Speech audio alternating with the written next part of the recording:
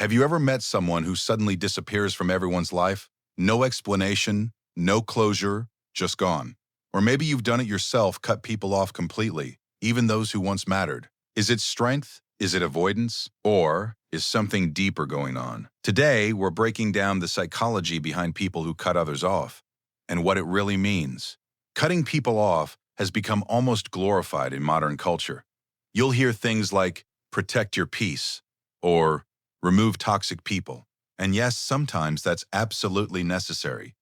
But when someone repeatedly cuts everyone off, there's usually a deeper psychological pattern at play.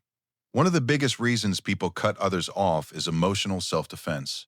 When someone has been hurt, betrayed, rejected, or abandoned, they may start to associate relationships with pain. So instead of risking that pain again, they choose control.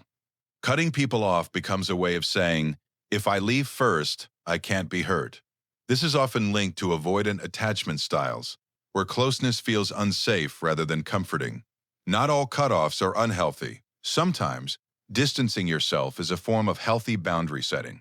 For example, leaving toxic relationships, manipulation, or constant negativity. But here's the key difference. Healthy boundaries are intentional and selective.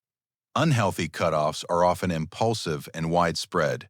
If someone cuts off everyone, not just harmful individuals, it may signal something deeper than boundaries. Relationships require vulnerability, and vulnerability means risk. For some people, opening up feels like losing control. So instead of dealing with emotional exposure, they shut the door entirely.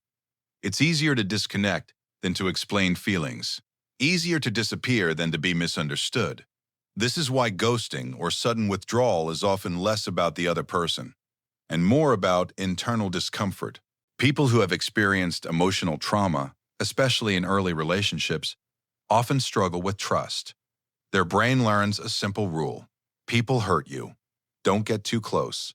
So even when they meet good people, their subconscious may still push them away. This creates a cycle.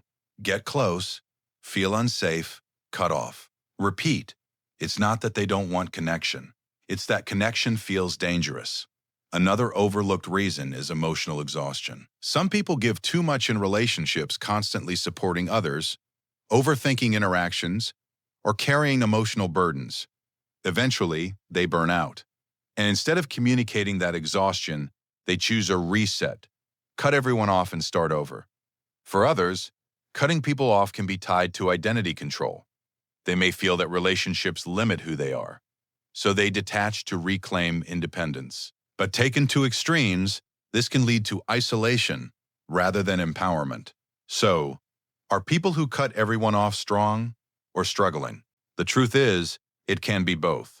Sometimes it's protection, and sometimes it's unresolved pain wearing the mask of independence. If this made you think differently about someone, or even yourself, hit like and subscribe. Because understanding behavior isn't about judging people. It's about seeing what's really going on beneath the surface. And that's where real change begins.